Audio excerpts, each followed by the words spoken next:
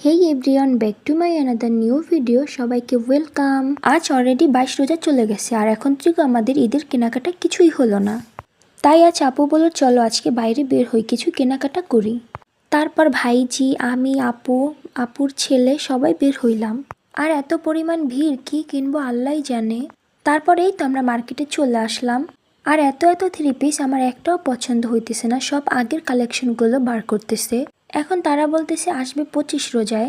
তারা তো এটা বোঝে না 25 রোজা আসলে আর হাতে কয়টা দিন থাকে। তারপর টেইলার্সটা অনেক তাড়াতাড়ি করে জামা বানায়, তারপর জামাটা নষ্ট হয়, তারপর একটা মেয়ের ঈদই যায় নষ্ট হয়ে। আর মজুরি তো নেবে অনেক টাকা, কেনার থেকে বেশি মজুরি নিয়ে যায়। তারপর আপু এখান থেকে আমার ভাইজির জন্য একটা থ্রি পিস কিনে দিছে, আর আব্বুর জন্য লুঙ্গি নিছে, আর আম্মুর জন্য 3টা শাড়ি কাপড় নেওয়া হয়েছে এখান থেকে। যেখানে আগে আম্মুর জন্য একটা কাপড় 900 টাকা 1000 টাকা, কিন্তু সেই কাপড়গুলো এখন 1500 টাকা করে বিক্রি করে, 1500-1600 টাকা এইভাবে বিক্রি করে। যাই হোক, কি আর বলার, ঈদের যুগ, এখন সব কিছুই বেশি দাম নেবে, এটাই স্বাভাবিক। তারপর আরও টুকটাক জিনিসপত্র কিনে আমরা এই তো বাসার দিকে রওনা দিব এখন।